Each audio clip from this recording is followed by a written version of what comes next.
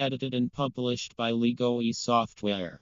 Rights have been reserved to this audio-visual recording. To find more books and information about other educational resources, please visit ligohi.com. The Duergar. The following encounters with the Duergar, a species of mischievous elves, are said to have taken place on Simonside Hills, a mountainous district between Rothbury and Elston in Northumberland. A person well acquainted with the locality went out one night to amuse himself with the pranks of these mysterious beings. When he had wandered a considerable time, he shouted loudly, "Tint! Tint!" and a light appeared before him, like a burning candle in the window of a shepherd's cottage. Thither, with great caution, he bent his steps, and speedily approached a deep slough, from whence a quantity of moss or peat had been excavated, and which was now filled with mud and water. Into this he threw a piece of turf which he raised at his feet, and when the sound of the splash echoed throughout the surrounding stillness, the decoying light was extinguished. The adventurer retraced his steps, overjoyed at his dexterity in outwitting the fiendish imps, and in a moment of exultation, as if he held all the powers of darkness in defiance, he again cried to the full extent of his voice, "Tint! Tint!" His egotism subsided, however, more quickly than it arose, when he observed three of the little imps, with hideous visages, approach him, carrying torches in their diminutive hands, as if they wished to inspect the figure of their enemy. He now betook himself to the speed of his heels for safety, but found that an innumerable multitude of the same species were gathering round him, each with a torch in one hand and a short club in the other, which they brandished with such gestures, as if they were resolved to oppose his flight, and drive him back into the morass.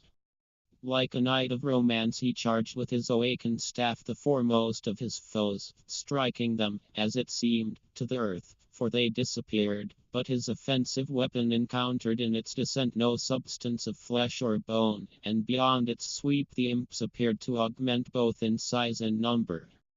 On witnessing so much of the unearthly, his heart failed him. He sank down in a state of stupor, nor was he himself again till the grey light of the morning dispersed his unhallowed opponents, and revealed before him the direct way to his own dwelling.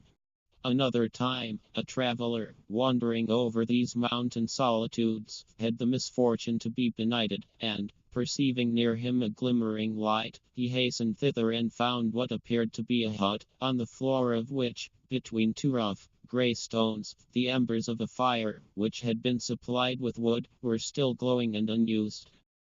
He entered, and the impression on his mind was that the place had been deserted an hour or two previously by gypsies, for on one side lay a couple of old gateposts ready to be split up for fuel, and a quantity of refuse brushwood, such as is left from besom making, was strewn upon the floor.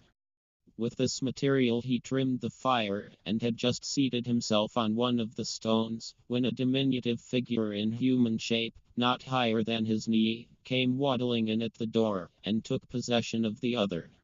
The traveler, being acquainted with the manner in which things of this description ought to be regarded, retained his composure, kept his seat, and remained silent, knowing that if he rose up or spoke, his danger would be redoubled, and as the flame blazed up he examined minutely the hollow eyes, the stern vindictive features, and the short, strong limbs of the visitor before him. By degrees he perceived that the hut afforded little or no shelter from the cold night air, and as the energy of the fire subsided he lifted from the floor a piece of wood, broke it over his knee, and laid the fragments upon the red-hot embers. Whether this operation was regarded by his strange neighbor as a species of insult we cannot say, but the imp seized, as if in bitter mockery, one of the gate-posts, broke it likewise over its knee, and laid the pieces on the embers in the same manner.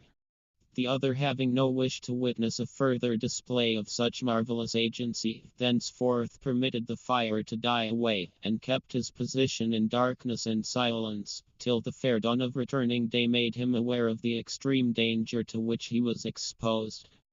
He saw a quantity of white ashes before him, but the grim dwarfish intruder, with the roof and walls of the hut, were gone, and he himself sat upon a stone, sure enough, but it formed one of the points of a deep, rugged precipice, over which the slightest inadvertent movement could have been the means of dashing him to pieces.